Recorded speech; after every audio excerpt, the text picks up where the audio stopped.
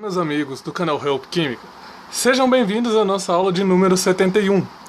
Pessoal, nessa aula de hoje, eu estarei começando a falar com vocês sobre os estudos dos gases, certo, pessoal? Essa é a nossa última aula do nosso volume 1, né, do nosso livro, que vocês podem adquirir gratuitamente pelo Facebook, pelo grupo Livros de Química. Beleza, pessoal? Então tá. Essa aula de hoje, pessoal, ela tem como pré-requisito a aula de número 2. Mas assim, o único pré-requisito que eu peço dessas aulas é para vocês saberem como que comporta os gases, sobre o que são gases, etc. Embora a essa altura do campeonato vocês já tem que saber tudo isso, né? Mas para quem não viu, não lembra, né? Dá uma olhadinha lá que eu acho que vai ser interessante. Pessoal, então tá. Para começarmos a falar dessa aula de hoje, eu vou pedir para que vocês deem uma olhadinha neste desenho que eu fiz aqui para vocês. Olha só que legal, galera. Eu tentei desenhar o nosso planeta aqui, né? Nessa circunferência menor. E aqui do lado, eu tentei retratar a atmosfera terrestre, certo? Então, pessoal, o que significa isso? Aqui está o nosso planeta. E em volta do nosso planeta está cheio de gases. Que gases são esses, Emerson? Bom, esses gases são, em grande abundância, o nitrogênio, né? E nós temos também oxigênios e outros gases contidos lá no meio. Certo, pessoal? Só que deve estar vindo uma pergunta. Como é que pode tantos gases ficarem contidos aqui dentro, ao redor do nosso planeta, criando o que é chamado de atmosfera? Alguém, parem um pouquinho, pausem o vídeo aí e tentem pensar um pouquinho como que esses gases conseguem ficar aqui dentro, presos ao nosso planeta. Após então terem raciocinado, eu sei que vocês devem ter chegado à conclusão que os nossos gases, né, o ar que nós respiramos, ele só é possível ficar dentro aqui ao redor do nosso planeta por causa da ação da gravidade, certo, pessoal? Beleza. Então olha só que legal, galera. A ação da gravidade, ela puxa as partículas para o redor do nosso planeta, né? Essas partículas que são puxadas aqui, né, é o que gera a nossa atmosfera terrestre. Só que nós vimos lá na aula número 2, vamos passar para cá. Nós vimos lá na aula de número 2 que as partículas, elas se movem de maneira desordenada, certo, pessoal? E elas se chocam umas com as outras ou com as paredes do objeto. Então, o que isso nos diz? Isso então, pessoal, nos fala o seguinte, que é gerada a força, né, com que as partículas atuam uma com a outra numa determinada área. A relação entre essas duas grandezas, a proporção entre essas duas grandezas, é o que nós chamamos de pressão.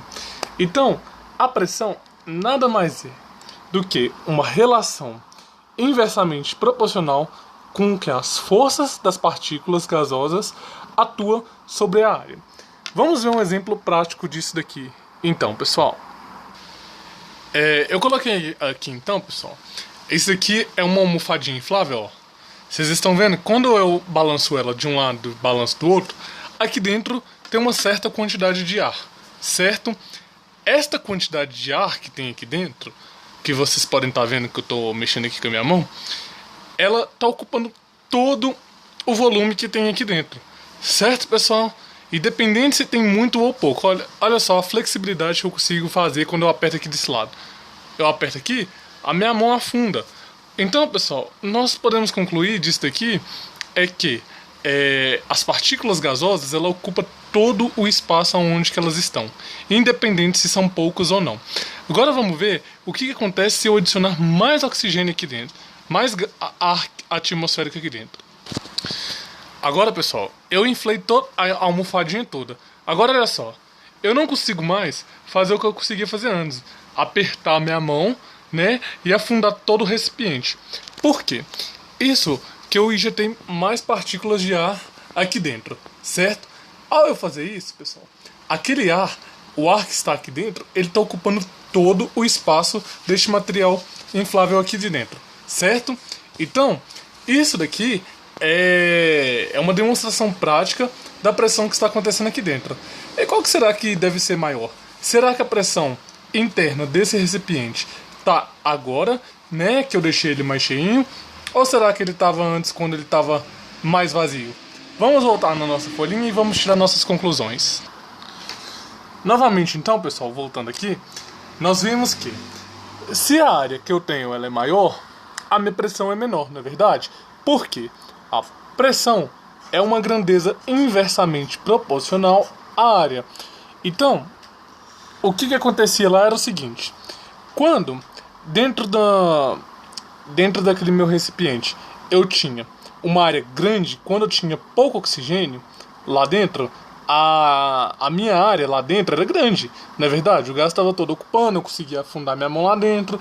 Então, naquele caso, a nossa pressão lá dentro era pequenininha, porque a área era grandona. Certo, pessoal?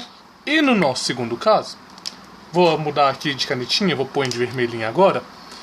Quando eu diminuí a área, como assim diminuiu a área? Eu coloquei mais oxigênio lá dentro, não foi verdade? A minha pressão lá dentro ficou grandona. Certo, pessoal? Então tá. Para refletir um pouco, pense um pouquinho. Aonde que vocês acham que deve ter maior pressão? Lá em Quito, no Equador, né, que é uma cidade no alto das montanhas? Ou vocês acham que deve ter mais ar no Rio de Janeiro, que é uma cidade a nível do mar? Mais pressão na cidade do Rio de Janeiro, que é a nível do mar. Pare e pense um pouquinho nessa questão. Dá uma pausa aí no vídeo. Muito bem.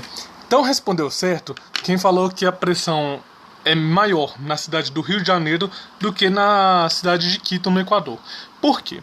Lá eu não tenho a maior quantidade de ar, então a área deles é menor, não é verdade? Portanto, a pressão lá vai ser maior. Beleza, pessoal? Beleza. Então, olha só, pessoal. O SI, perdão, é o Sistema Internacional. O que é o Sistema Internacional? Cada lugar tem uma unidade de medidas de alguma coisa diferente. Então, por exemplo, quilômetros por hora, metros cúbicos, litros, etc. E para pressão também temos uma unidade, né? A unidade no sistema internacional, né, que é no SI, ela é 101.325 Pascal, certo? E é convertido para 1 atmosfera. Então, o que é o 1 atmosfera que todo mundo fala? A nível do mar, né, voltando aqui de novo, seria como se fosse a altura máxima da atmosfera até no nível do mar. Essa pressão, ela é o equivalente a 101.325 Pascal, que é a mesma coisa do que 1 atm de pressão. Beleza, pessoal? E existem outras constantes também, né, que poderemos estar utilizando e podem também cair nos exercícios, que é 1 atm, que é equivalente a 100 kPa, que é equivalente ou igual a 1 bar, que também é uma unidade de pressão. Beleza, pessoal? Essas são as maneiras que podem estar caindo no vestibular para vocês.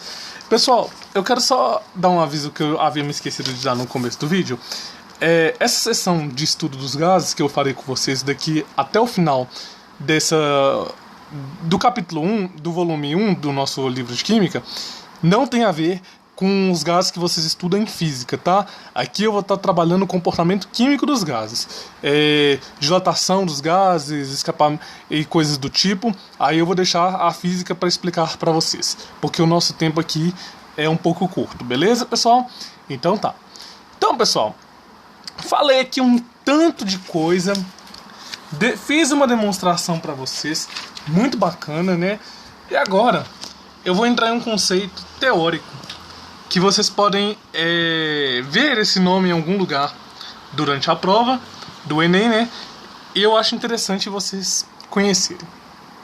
Galera, primeiro dos assuntos teóricos que nós iremos falar para terminar essa aula de hoje é sobre efusão.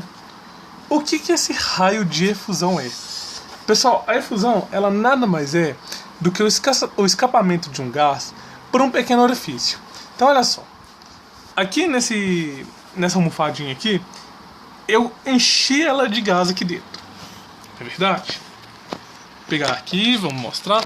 Eu enchi ela de gás. E se eu colocasse aqui agora, para sair, para ter um escapamento do gás, olha só o que aconteceria. Opa, falhou.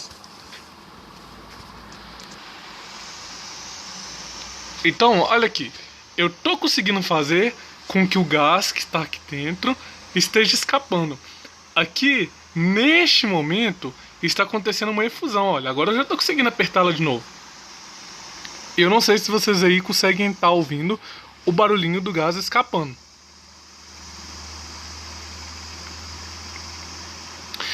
E quando esse gás ele escapa e ele é misturado com a atmosfera, é chamado a difusão, que é a mistura de dois ou mais gases. Beleza então, pessoal? Então tá, pessoal. Essa foi a nossa primeira aula dos estudos dos gases. Continue na sequência que muito mais virá até o final. Beleza? Forte abraço e até o nosso próximo encontro.